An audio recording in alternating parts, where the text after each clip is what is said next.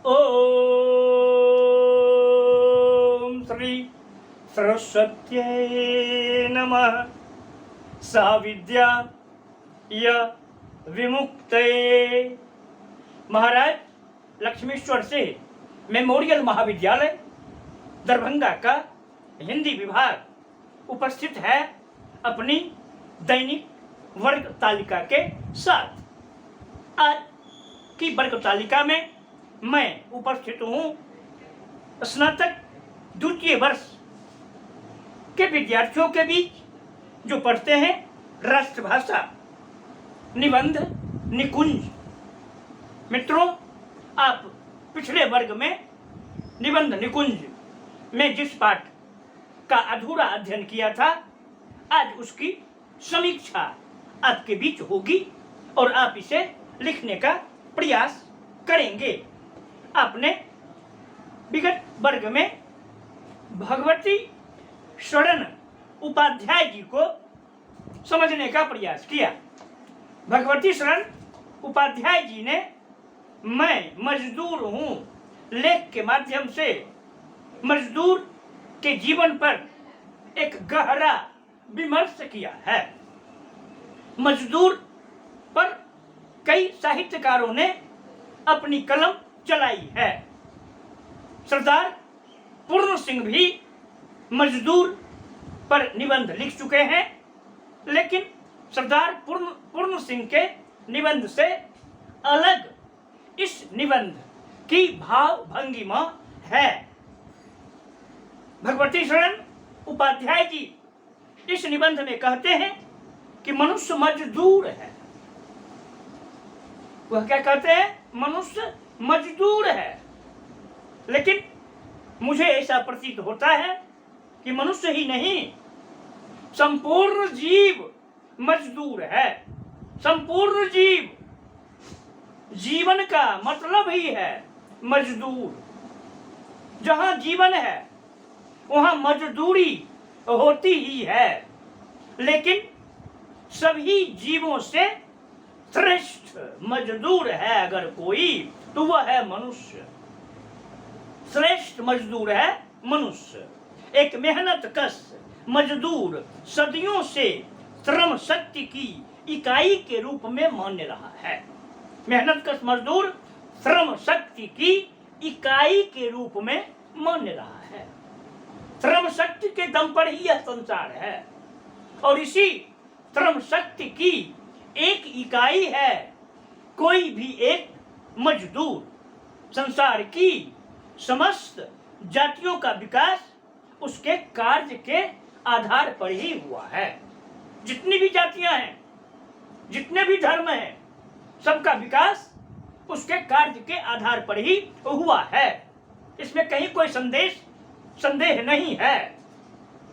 हम देखते हैं कि मैं मजदूर हूं शीर्षक निबंध में भगवती शरण उपाध्याय जी स्पष्ट करते हैं कि सर्वप्रथम मनुष्य ने जहां आग पैदा की या प्राप्त की, आग की खोज मनुष्य की सबसे बड़ी खोज समझी जाती है। यहीं से मनुष्यता का विकास भी प्रारंभ होता हुआ प्रतीत होता है।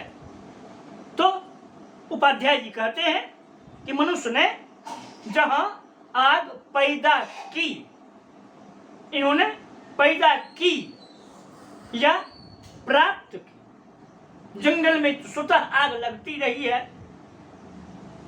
तो मनुष्य ने जहां आग पैदा की या प्राप्त की, वह भी श्रम प्रधान रहा।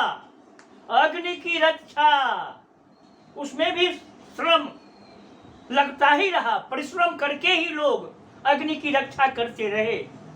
मैंने पिछले वर्ग में आपसे कहा था कि हवन कुंड जैसे आज दिया सलाई है माचिस, ठीक उसी प्रकार से हवन कुंड हुआ करते थे जिसमें अहरनिश आग जलती रहती थी। वह आग बुझे नहीं, इसके लिए रोज एक निश्चित समय पर उसमें हवन किया जाता था। एक साथ कई काम होते थे। योग भी होता था, प्रयोग भी होता था, और इस प्रकार से ऋषि मुनि अग्नि की रक्षा करते थे।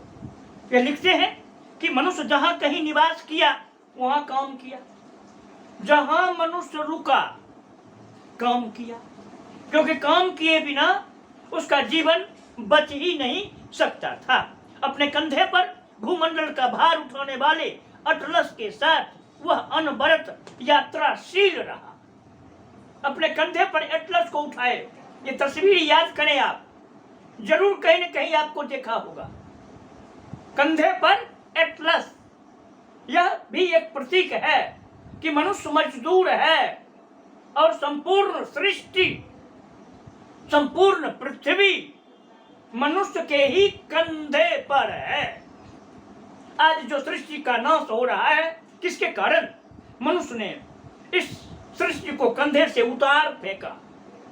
कंधे पर रखने का प्रयास जब तक होता रहेगा तब तक सृष्टि साथ निभाती रहेगी।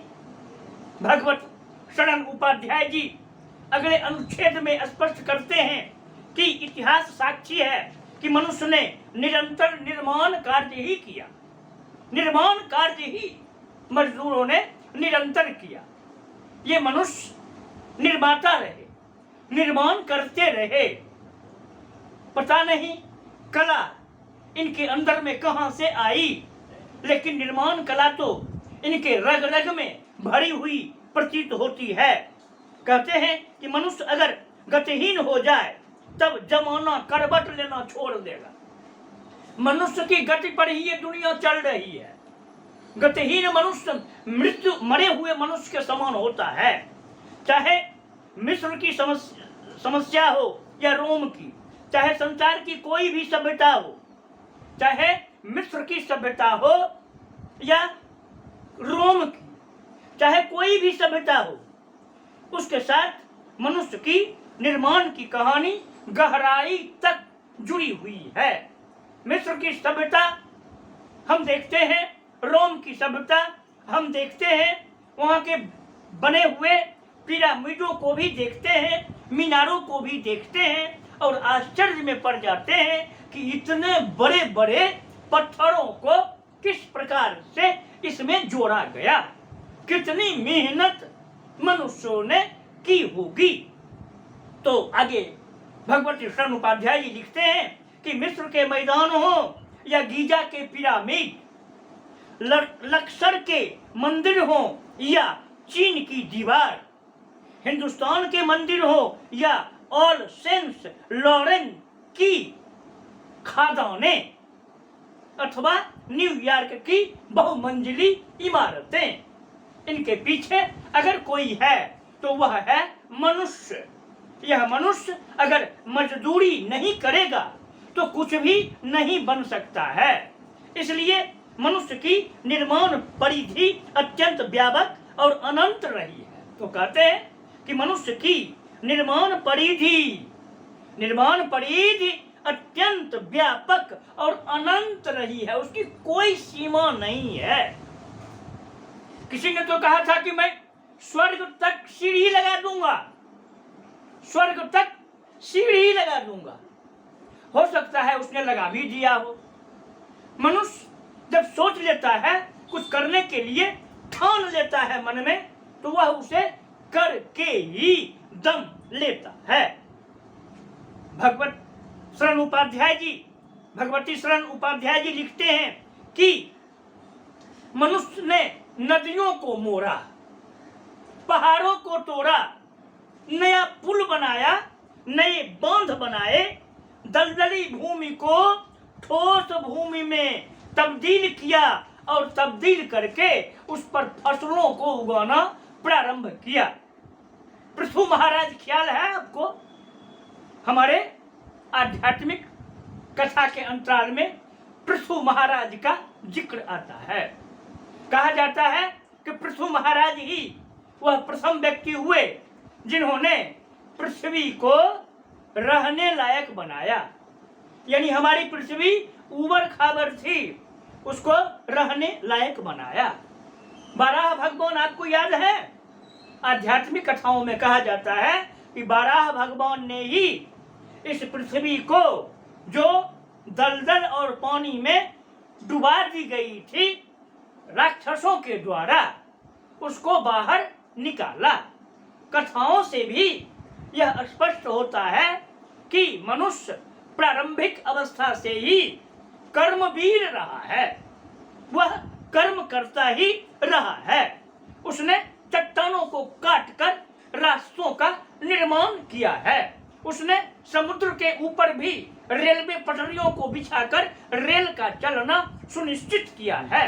मनुष्य ने जंगल, पहाड़, हर जगह अपने विकास की रेखा को खींच दिया है।